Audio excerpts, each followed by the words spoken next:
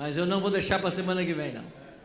Nós vamos contar hoje essa identidade do chifre pequeno. Vamos recapitular. Semana passada, o leão alado representava que império? Babilônia. O urso com 3 costelas na boca? Medo-Pérsia. O leopardo com 4 cabeças e 4 asas? O animal terrível. Alex, para de brincar com a minha aula. Não fica dando cola pro pessoal aqui, não. E o animal terrível e espantoso? Roma. Muito bem. Aí está. Agora pode ver a cola, né? O quarto animal, no qual Daniel não encontrou um paralelo, na zoologia era diferente de todos os outros e tinha 10 chifres. Vimos que esses 10 chifres representam as 10 tribos bárbaras que invadiram o Império Romano a partir do ano 352 até provocar a sua queda em 476. Esses 10 chifres estão em paralelo com os 10 artelhos ou os 10 dedos dos pés da estátua do capítulo 2. E agora surge então entre esses 10 um chifre pequeno. E Daniel escreveu: estando eu a observar os chifres, os 10, né? Eis que subiu entre eles um outro pequeno. Então nosso desafio hoje é identificarmos quem é esse chifre pequeno. Mas antes de avançarmos no estudo da Bíblia hoje, eu queria falar 2 coisas para vocês. A primeira delas, o que nós vamos dizer essa noite aqui, e para você também que nos assiste pela internet, não tem o objetivo de falar desta ou daquela igreja, porque eu vou repetir: placa de igreja não salva ninguém. Em qualquer igreja desse mundo, existem pessoas sinceras que amam, que temem a Deus, e estão buscando ser leais a Ele e buscando a verdade. A igreja não salva ninguém. A igreja deveria ser uma ajudadora na salvação das pessoas. E a principal forma que uma igreja pode fazer isso é ensinando a palavra. E ao estudar a palavra nessa noite, pode ser que você tenha algumas surpresas sobre o que nós vamos dizer. Então, primeiro, escute com carinho. Não queremos falar mal de igreja A ou B, nem de ninguém. Nós queremos simplesmente que a verdade seja pregada. Mas, como eu disse em outra ocasião, nós não estamos aqui para sermos politicamente corretos, mas biblicamente corretos. E às vezes, para você ser bíblico, você tem que dizer algumas verdades que talvez não agradem a todos, mas nem Cristo agradou, pregando a verdade. Se você for aqui para João capítulo 6, chega um momento do ministério de Cristo em que tantas pessoas desacreditaram no que ele estava ensinando, até os discípulos, que ele chegou a perguntar assim para eles: e vocês? Vocês também vão me abandonar? João 6. E Pedro disse assim: Senhor, para quem iremos nós, se tu tens palavras de vida? Nós não vamos te abandonar. Nós não temos para onde ir senão o Senhor.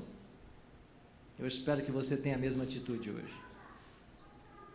Segundo ponto, ao trazermos essas verdades da Bíblia à tona, usando a história como um pano de fundo e como intérprete, nós não vamos trazer esse tema à tona, ou esses assuntos à tona, para ferir a sensibilidade religiosa de ninguém. Nós iremos fazê-lo simplesmente para que você conheça a verdade. Porque somente aquele que conhece a verdade pode estar livre para tomar uma decisão.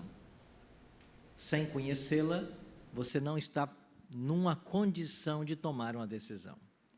Mas quando você sabe o que é certo e o que é errado, aí você pode sim tomar uma decisão.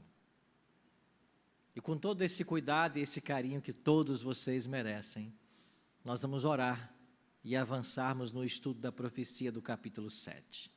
Feche seus olhos por gentileza, ore comigo. Nosso Pai amado, estamos em tua casa mais uma vez nessa quinta-feira. Não temos dúvidas, foi o teu bom e santo Espírito que aqui nos trouxe. Queremos mais uma vez abrir a tua palavra e estudá-la. E queremos suplicar ao Deus Espírito Santo, o mesmo que esteve com Daniel, lá na corte babilônica, há 2.600 anos, que Ele esteja conosco nessa noite. Que Ele abra nossa mente à compreensão e o nosso coração à aceitação daquilo que agora vamos estudar. Pedimos isso sem mérito algum, mas confiados em Jesus, hoje e sempre. Amém. Eu não conheço na profecia nenhum símbolo, talvez o pastor de Zanella vai me ajudar, nenhum símbolo profético que receba tanta atenção, tantas características para que ele seja identificado do que o chifre pequeno. Se você pegar a besta que sobe da terra, de Apocalipse 13, 11, a gente tem ali alguns itens para identificá-la. Ela sobe da terra, ela tem 2 chifres, ela parece cordeiro, mas fala como dragão, ela leva o mundo a adorar a primeira besta. 5 características. O chifre pequeno não, 13 características. Então, quando Daniel foi assessorado pelo Espírito Santo para escrever o seu livro, Deus deixou claro, o chifre pequeno tem que ser identificado. E quais as características que o livro de Daniel oferece para identificarmos o chifre pequeno? Primeira característica, ele sobe entre os 10 chifres do 4º animal. Então ele vai se levantar entre os 3º e 4º séculos da história. Segunda característica, ele arranca 3 dos 10 chifres. O chifre pequeno, que é um poder, como cada chifre era, né? Um poder. Para se estabelecer, ele tem que arrancar 3 poderes, 3 daquelas 10 tribos bárbaras. Terceira característica, ele possuía olhos como de homem. Quarta, uma boca que falava com insolência. Quinta, o 4º animal foi morto. Sexta, parecia mais robusto que os outros chifres. Sétima característica, fazia guerra aos santos do Altíssimo. Os santos do Altíssimo são as pessoas leais e fiéis a Deus em todo o tempo da história. Oitava característica, era diferente dos 10. Nona, proferirá palavras contra o Altíssimo. 10ª, magoará os santos do Altíssimo. 11ª, mudaria os tempos e a lei. 12ª, os santos, os filhos de Deus, seriam entregues a esse poder por 3 tempos e meio. E a 13ª, um tribunal se assentaria para tirar o seu domínio e destruí-lo. Com isso a gente percebe que o chifre pequeno é uma figura antagônica a Deus, e o próprio Deus estabelece um tribunal para dar fim ao chifre pequeno. Então quem é, pastor, esse chifre pequeno?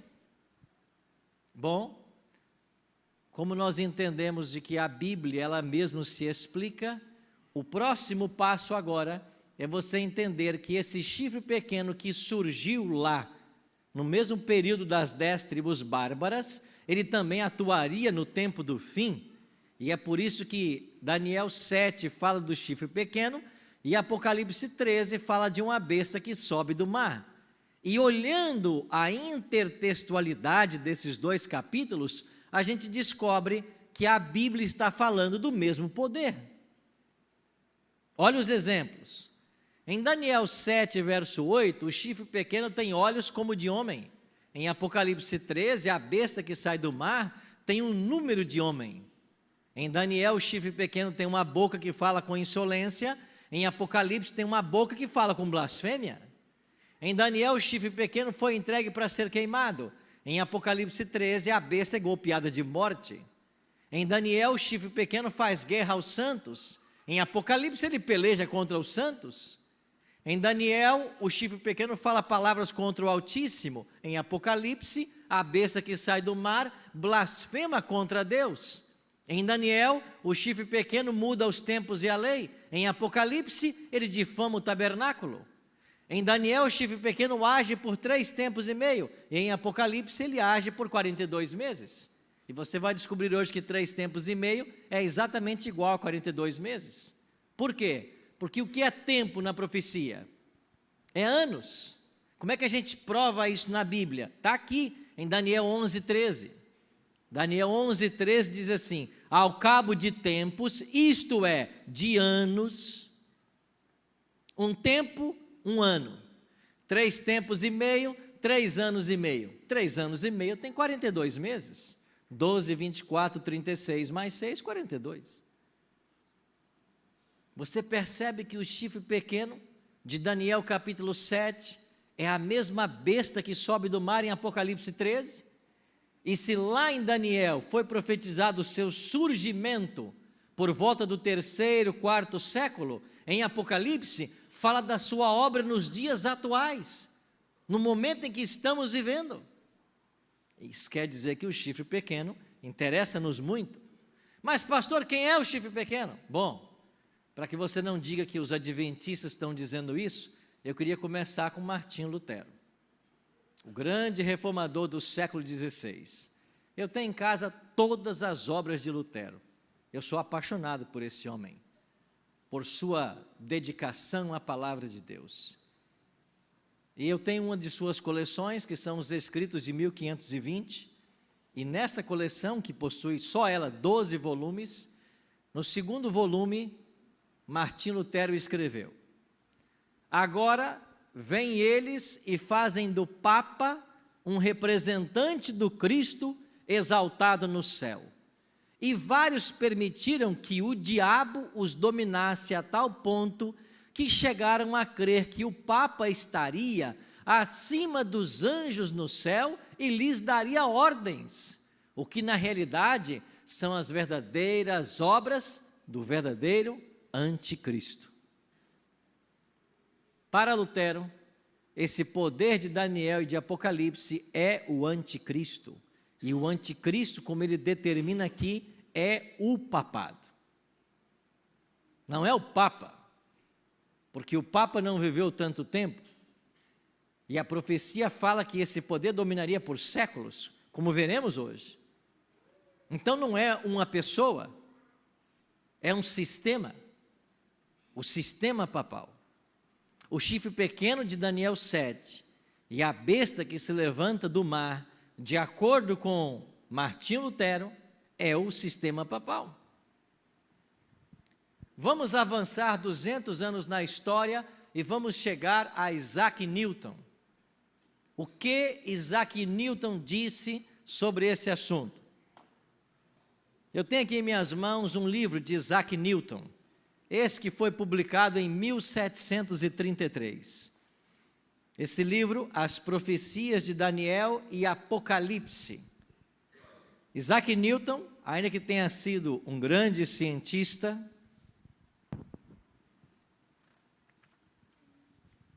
físico, matemático, escreveu muito sobre teologia.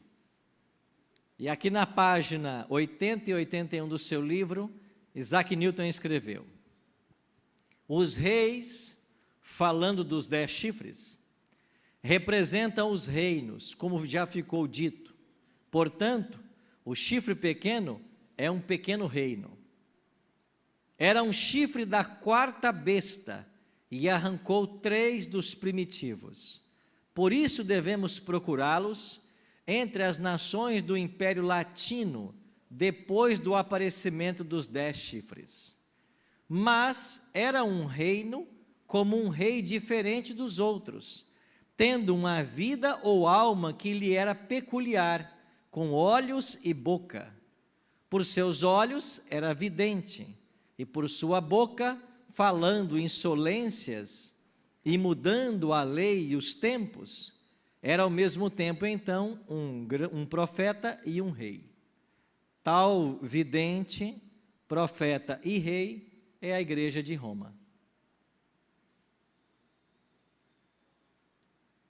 Isaac Newton, 1733.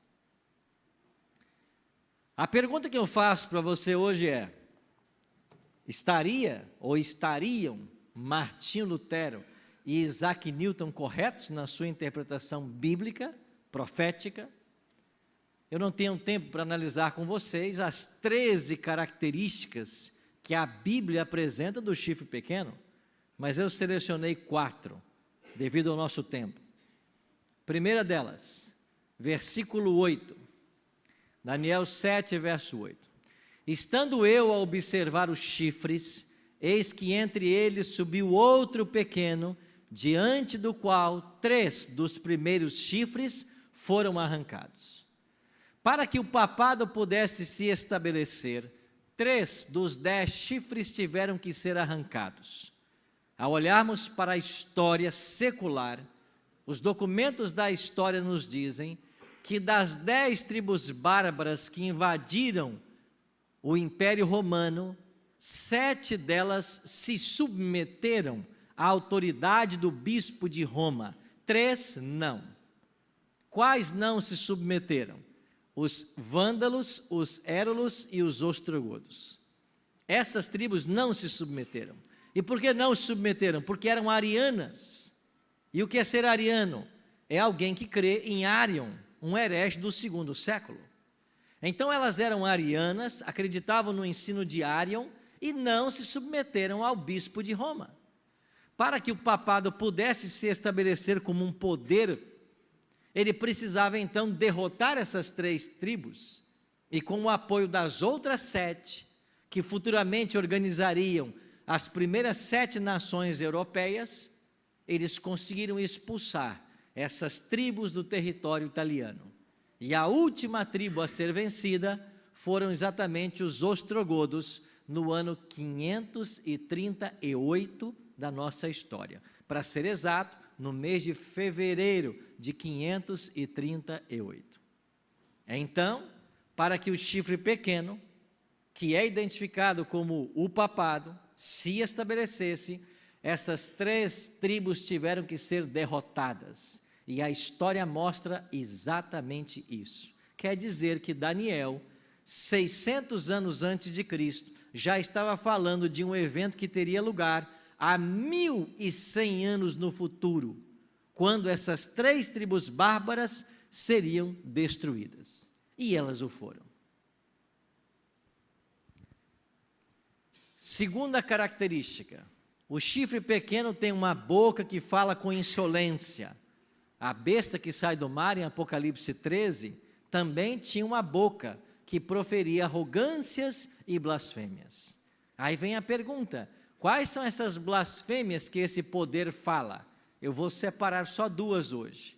Primeira delas, o que é blasfêmia?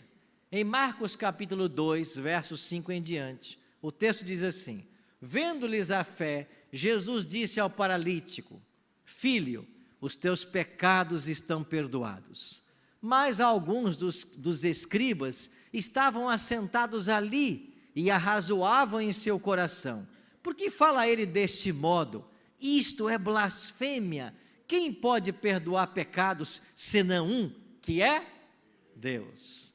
A Bíblia ensina que só Deus perdoa pecados. E os judeus estavam certos nisso. Eles estavam errados ao acusar Jesus de blasfêmia, porque ainda que Jesus tivesse perdoado, ele não cometeu blasfêmia. E por que ele não cometeu? Porque ele é Deus. E se Deus pode perdoar pecados, ele pode. Agora, eu e você podemos perdoar pecados? Olha o que dizem os documentos da Igreja Romana. Na confissão, o sacerdote tem o poder de confessar todos os crimes cometidos depois do batismo. E quando um criminoso confessa seus pecados ao sacerdote, todos os crimes não são somente perdoados, mas destruídos. E o criminoso se torna uma nova pessoa, um santo. Essa doutrina, a Igreja Romana a chama de confissão auricular. É você pedir perdão ao sacerdote. Eu estava no Vaticano alguns anos atrás, eu visitava a Basílica de São Pedro, às 4 da tarde, alguns sinos tocaram. E naquele exato momento que os sinos foram tocados, abriram dentro da capela de São Pedro 8 confessionários, 4 de um lado e 4 do outro. E ao abrirem esses confessionários, a multidão fez fila. Para quê? Para diante do sacerdote confessar o seu pecado e obter o perdão. Mas nenhum ser humano pode perdoar pecados. Pastor, peraí, a Bíblia não diz que nós devemos perdoar os pecados uns dos outros? Diz. Jesus não ensinou no Pai Nosso, perdoe as nossas dívidas ou ofensas, assim como perdoamos aqueles que nos têm ofendido? Sim, mas o perdão possui uma dupla dimensão, a dimensão horizontal e a dimensão vertical. Quando eu ofendo alguém e peço perdão, esse alguém tem que me perdoar. Quando alguém me ofende, eu tenho que perdoar. Esse é o perdão do qual a Bíblia fala. Agora, quando você peca contra Deus, você tem que pedir perdão a quem? A Deus. Então, todo pecado deve ser confessado a Deus, porque só Ele perdoa pecados. Olha o que ensina a palavra de Deus. Porquanto há um só Deus e um só mediador entre Deus e os homens. Quem é esse mediador entre nós e Deus? Jesus Cristo. 1 João 1,9. Se confessarmos os nossos pecados, Ele é fiel e justo para nos perdoar os pecados e nos purificar de toda injustiça. Quem é esse Ele aqui? O sacerdote? Não, quem? Jesus. Então, quando a igreja ensina que o perdão é através do sacerdote, isso é uma blasfêmia. Vou dar um outro exemplo. O que mais é blasfêmia na Bíblia? João 10:30.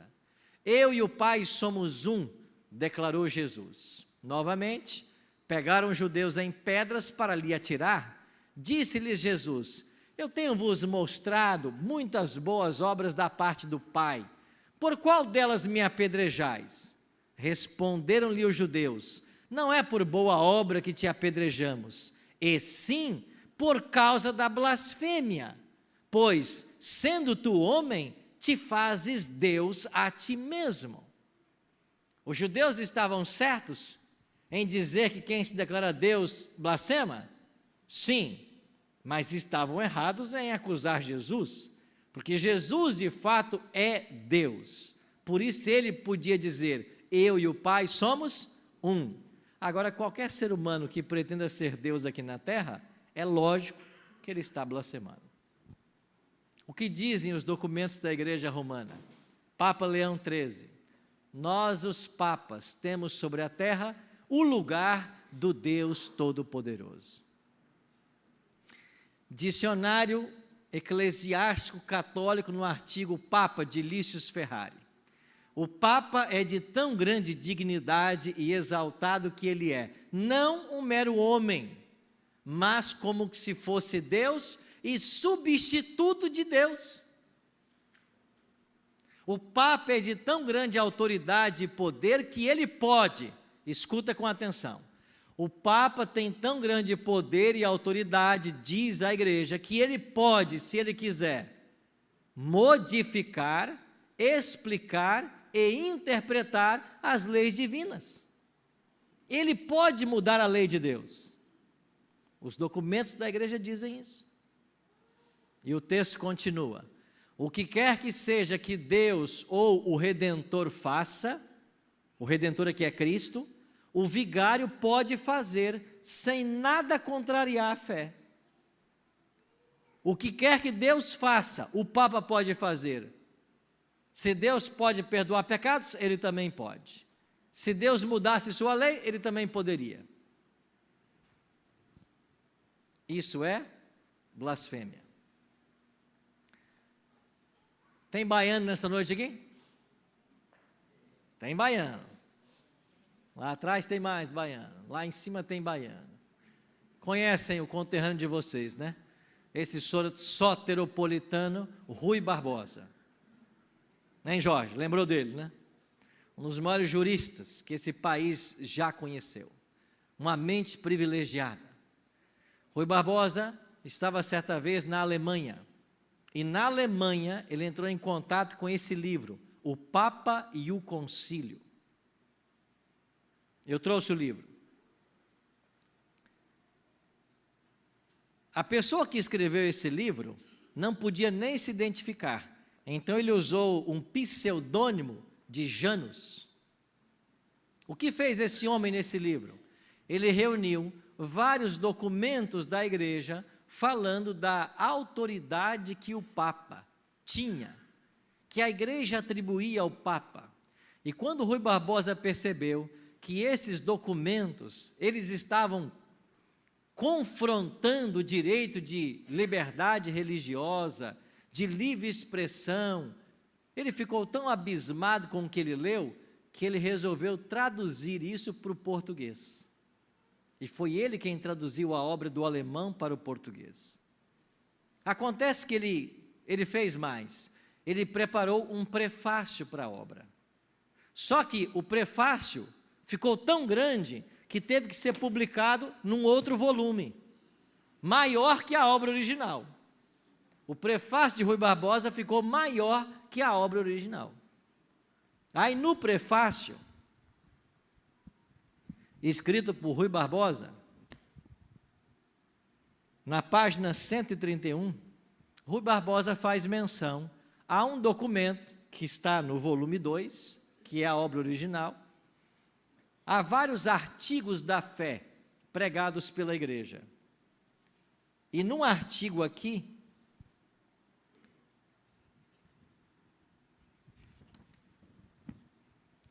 aparece a seguinte explicação: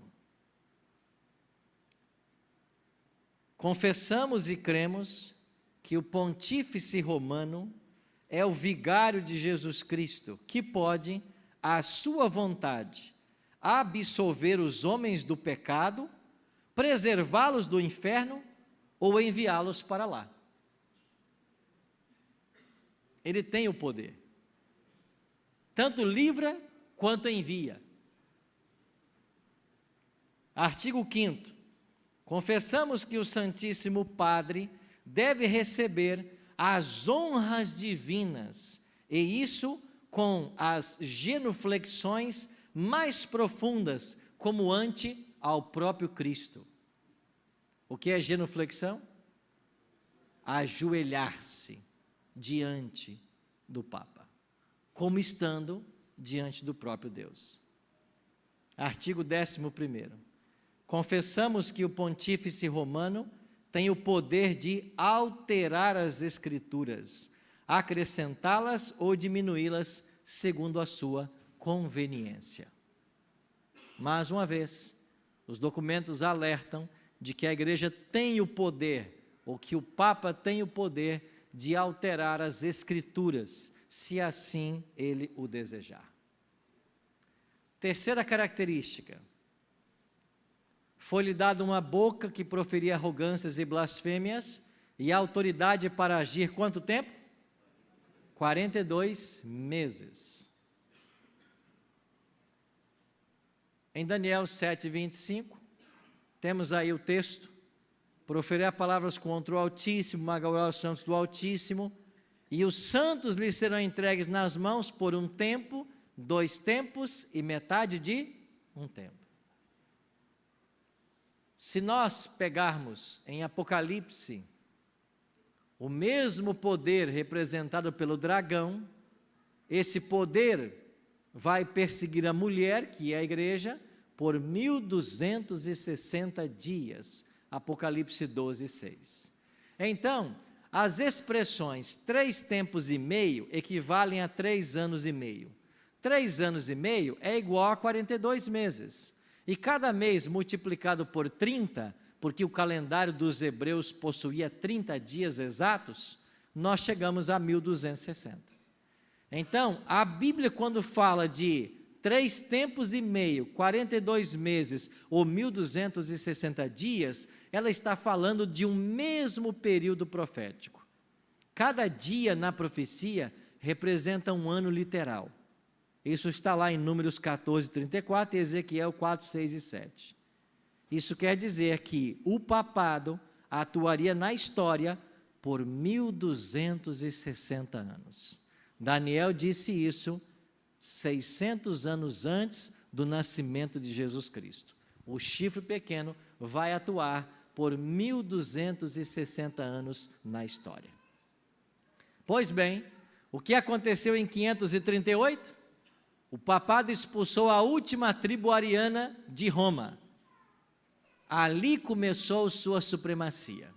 5 anos antes, Justiniano, imperador de Roma Oriental, baixou um decreto declarando que o bispo de Roma era a cabeça de todas as igrejas.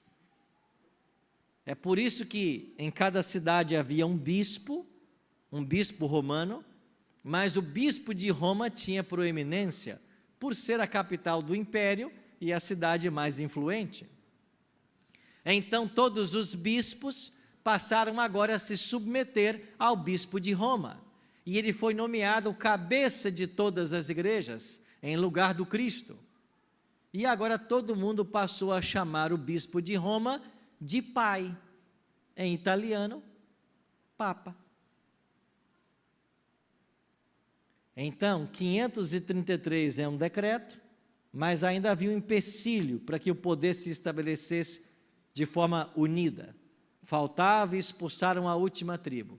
538, ela foi expulsa, começou o domínio papal. Agora, se em 538 começou o domínio papal, se nós somarmos 1260 anos, nós chegaremos a 1798.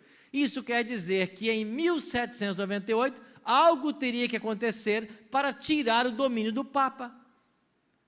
E o que é que aconteceu em fevereiro de 1798? Para ser exato, no dia 15, Napoleão Bonaparte ordenou a 2 de seus generais, Berthier e Servane, que fossem à Capela Sistina e prendessem o Papa.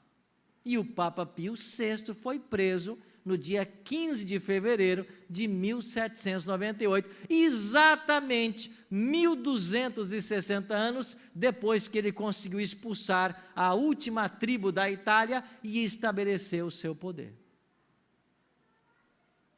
O que é isso, amigos? A história é o melhor intérprete da Bíblia.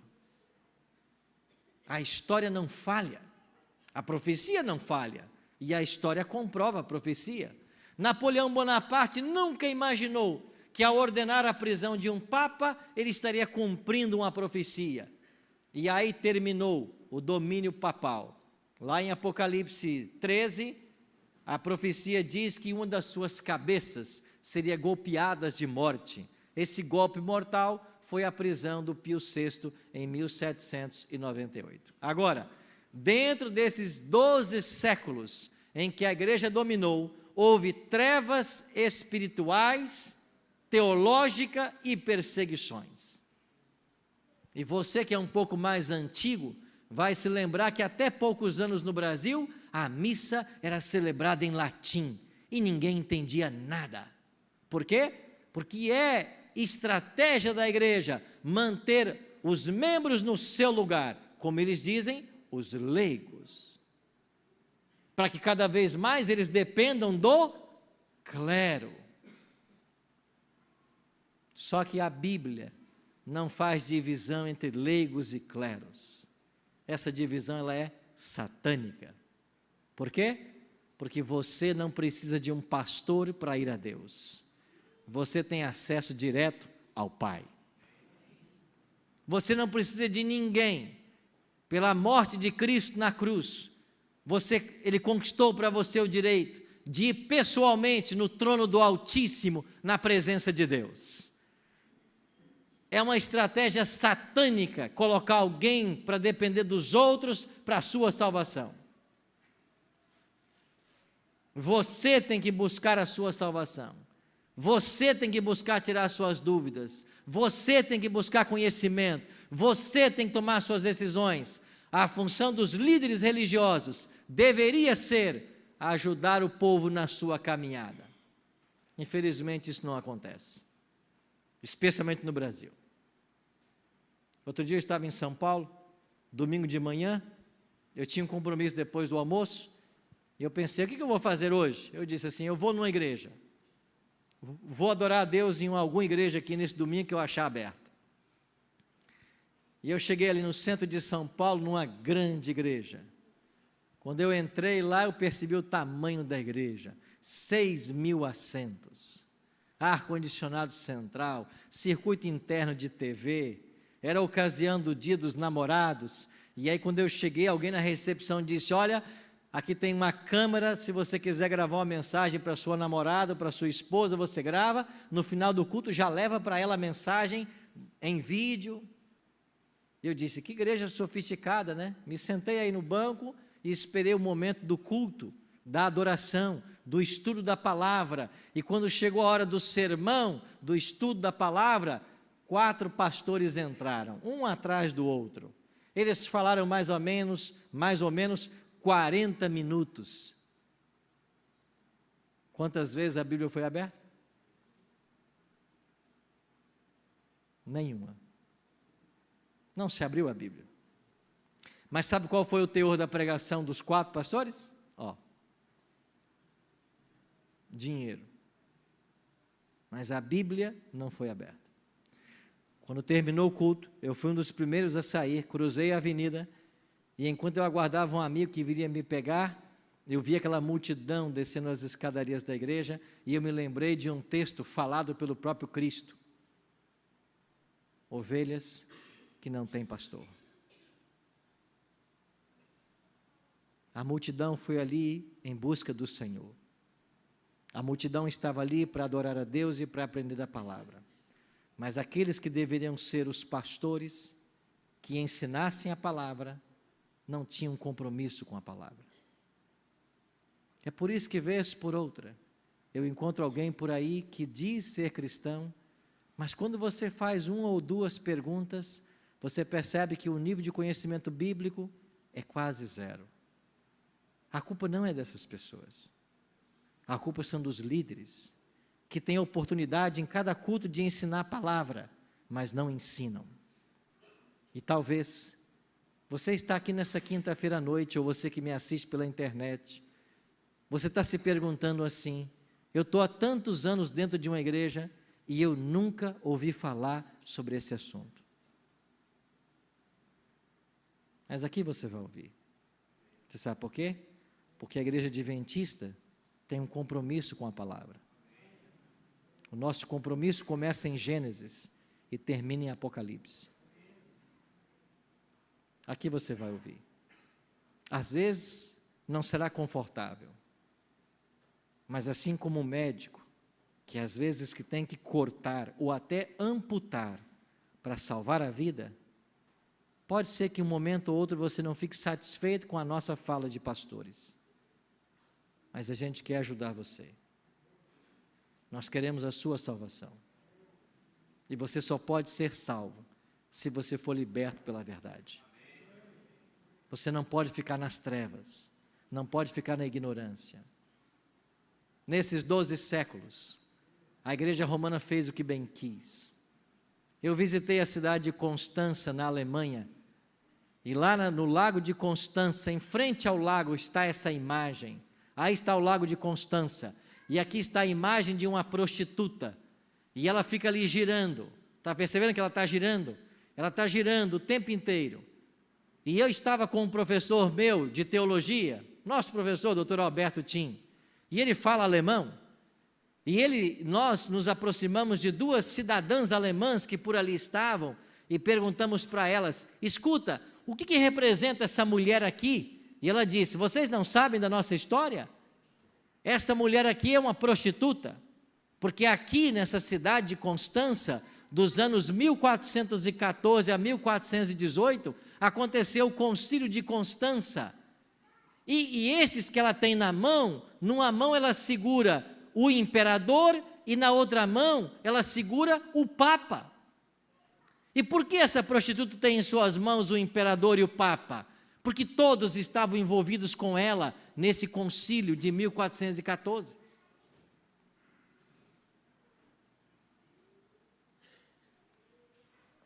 Esse concílio foi convocado porque naquela ocasião nós tivemos o cisma papal.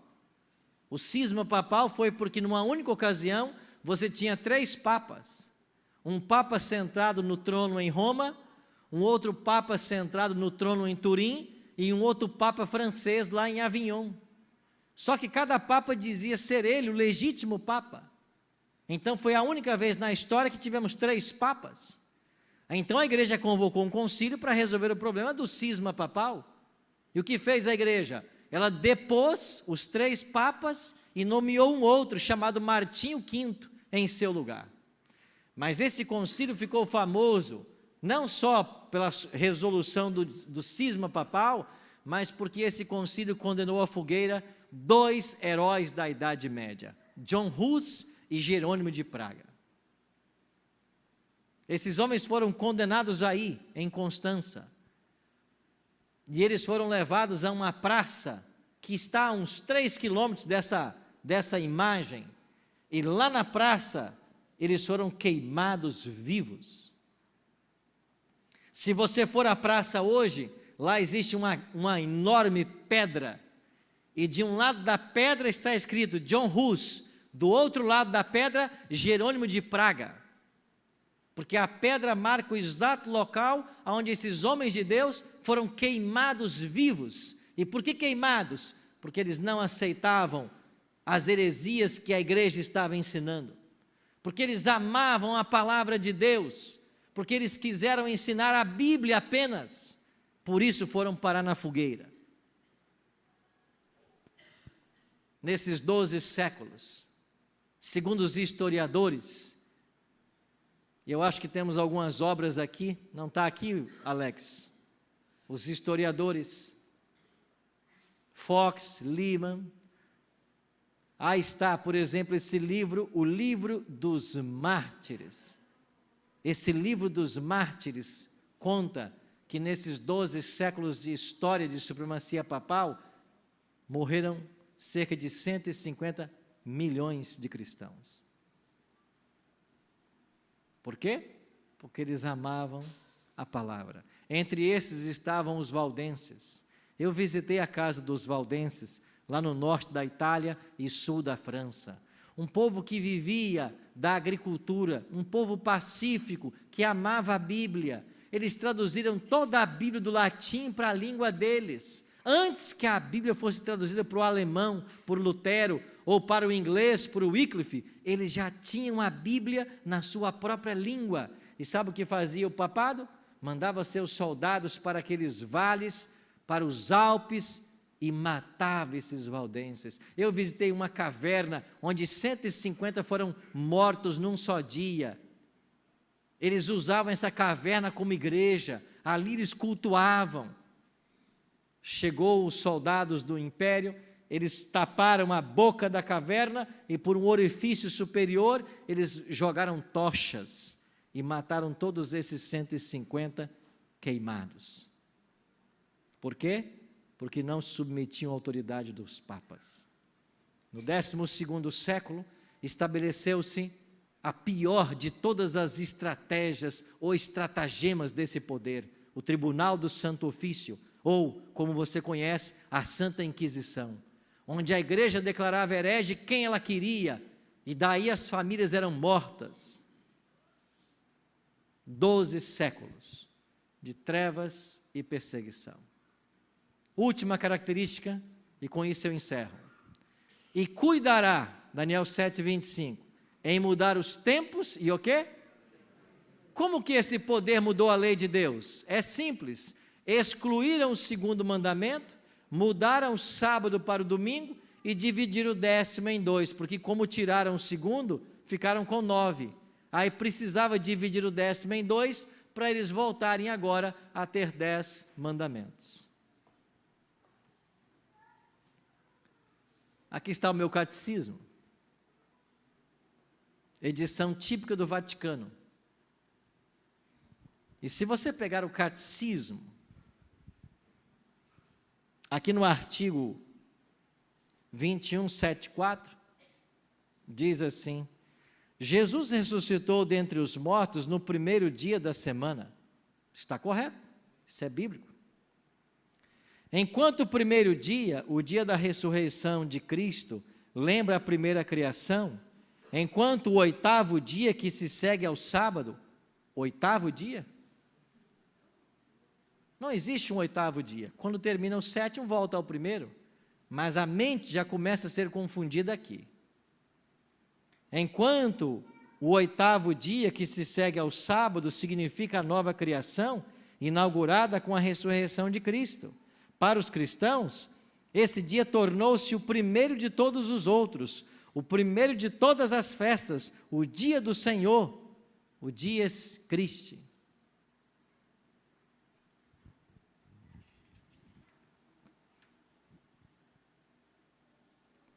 E assim,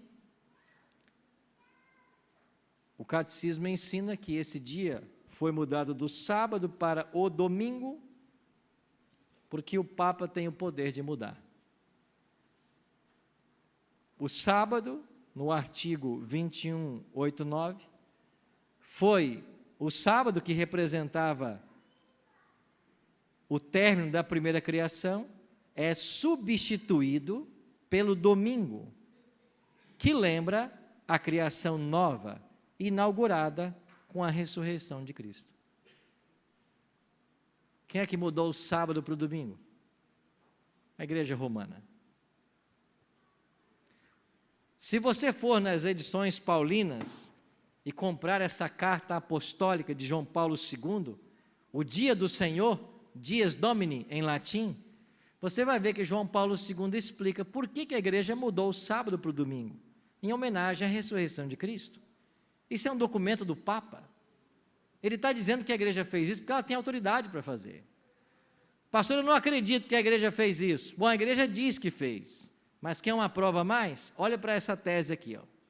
Samuel Bacchiocchi era um pastor adventista que morreu alguns anos atrás. Ele conseguiu ingresso e fazer o seu doutorado na Pontifícia Universidade Gregoriana em Roma. A universidade o aceitou lá. E eu acho que o aceitou porque ele era também italiano, né?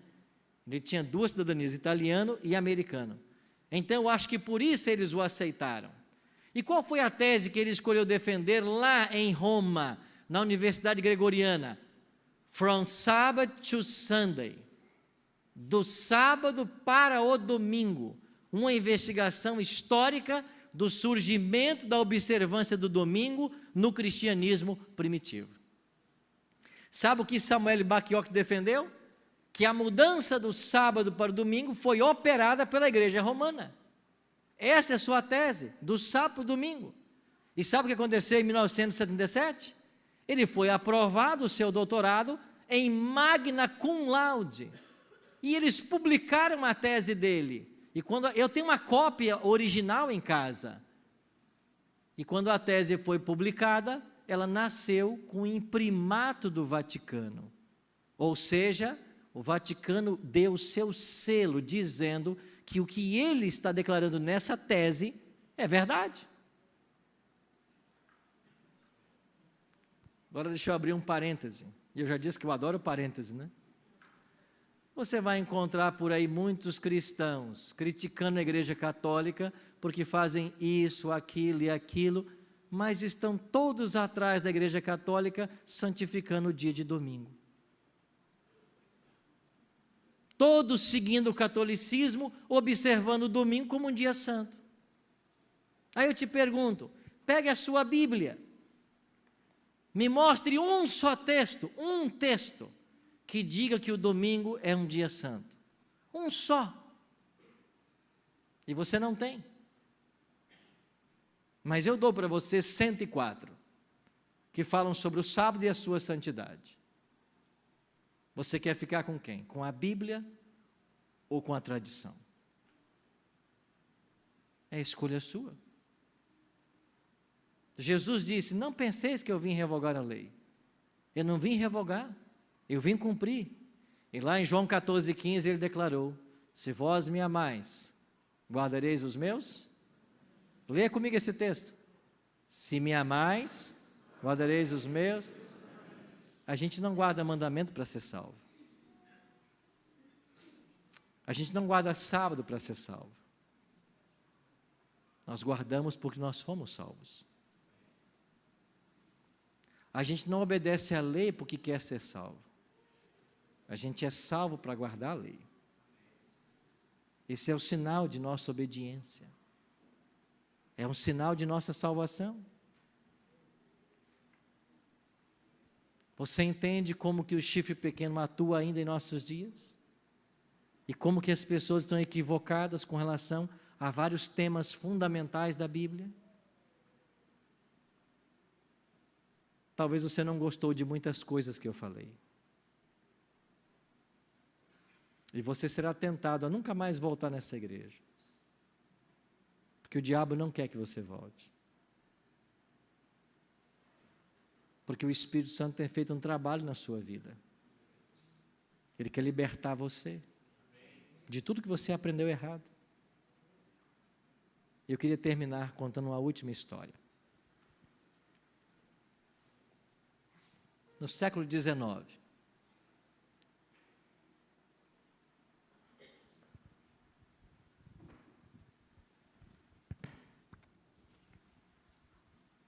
Thomas Carlyle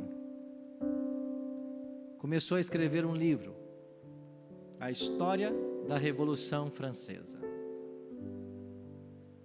Ele trabalhou 3 anos, numa época que não haviam computadores, não havia máquina de datilografar,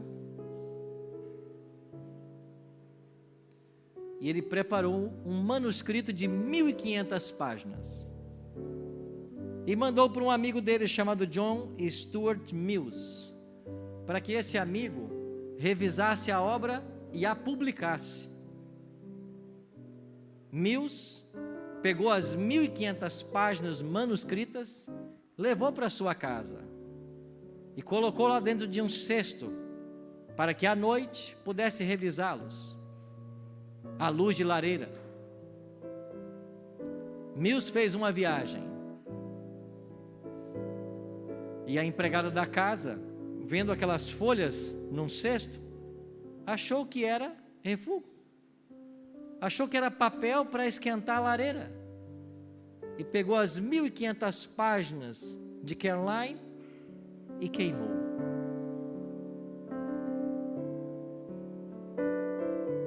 Quando Mills contou para o seu amigo Carlyle o que acontecera, ele entrou em profunda depressão.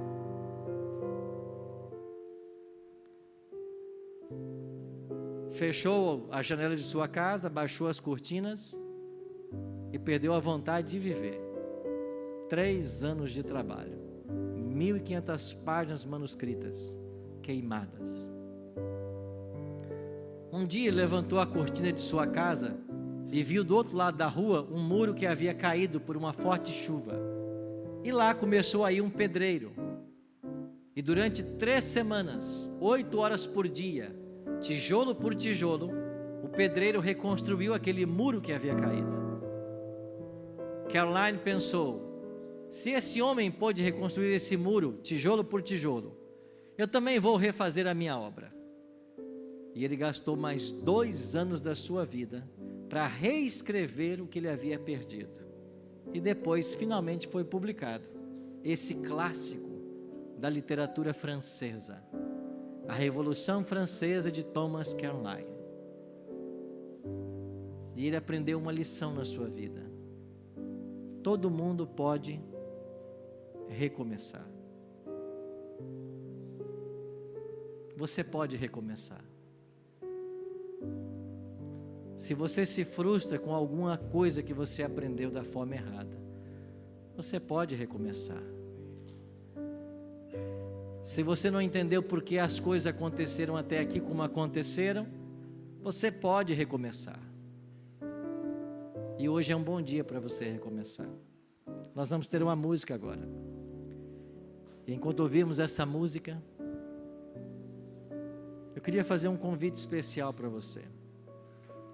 Se nessa noite você deseja se colocar nas mãos do Senhor para recomeçar, para fazer a vontade dEle, para ser leal, pode vir, para ser leal ao que está escrito na palavra. enquanto ouvíamos essa canção, quero desafiar você a ficar de pé. Aí onde você está.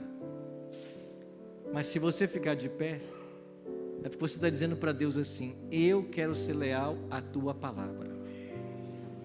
Eu quero recomeçar. Se até aqui você aprendeu alguma coisa equivocada, que não estava na Bíblia, você quer recomeçar. Você quer ser leal ao que a palavra ensina. Então você vai ficar de pé. Depois eu quero orar com você.